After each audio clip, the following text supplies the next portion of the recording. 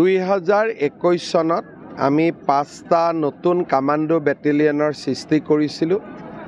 কাৰ্বি আলং, হাইলাকান্দি, চৰাইদেউ, শদিয়া আৰু বিশ্বনাথত।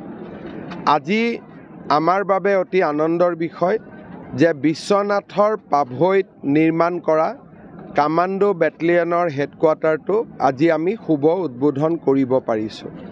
5টা বেটেলিয়নৰ আজি প্ৰথমটো হেডকোৱাৰ্টাৰ আমি বা বেটেলিয়ন যিটো কেম্পাছ তাক আমি নিৰ্মাণ কৰিব পাৰিছোঁ আৰু বিশ্বনাথ জিলাৰ পাভৈত আজি তাক আমি শুভ উদ্বোধন কৰিছোঁ।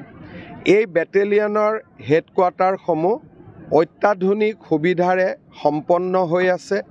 400 বিষয়া আৰু জোৱান ইয়াত থাকিব পাৰিব। ইয়াতে খেলা ধূলা আৰু সামৰিক প্ৰশিক্ষণৰ সকলো সুবিধা থাকিব আৰু গোটেই কেম্পাছটোৱে এটা আধুনিক অসমৰ বাৰ্তাও বহন কৰিব। মই অসম আৰক্ষীক আজিৰ এই দিনটোত এই যি নতুন বেটেলিয়ন হেডকোৱাৰ্টাৰ এক নতুন প্ৰাপ্তিৰ বাবে অভিনন্দন জ্ঞাপন কৰিছোঁ। মই সাংবাদিকসকলৰ লগত এই বিষয়ে আলোচনা কৰিব বিচৰা নাই।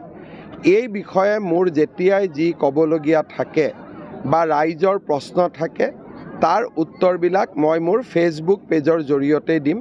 কাৰণ স্পৰ্শকাতৰ বিষয় এটা আমি প্ৰত্যেক 10 মিনিটৰ মূৰে মূৰে আলোচনা কৰি থাকিলে ইয়াৰ ফলাফল বিৰূপো হ'ব পাৰে। হ'ব? মুখ্যমন্ত্ৰী আজিৰ দিনটোতে 2009 চনত এই অঞ্চলৰে ভীমাজুলিত উগ্ৰপন্থীয়ে 12জনকৈ নিৰীহ লোকক আজিৰ দিনটোতে হত্যা কৰিছিলে 4 অক্টোবৰ।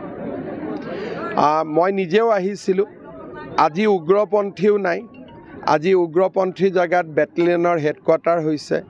ৰাস্তা ঘাট সুন্দৰ হৈছে, পৰিৱেশৰ পৰিৱৰ্তন হৈছে আৰু ইয়ে আকৌ এবাৰ প্ৰমাণ কৰে যে ভাৰতীয় জনতা পাৰ্টিৰ শাসনকালত ৰাজ্যখনৰ কেনেকুৱা বিৱৰ্তন আৰু পৰিৱৰ্তন হৈছে।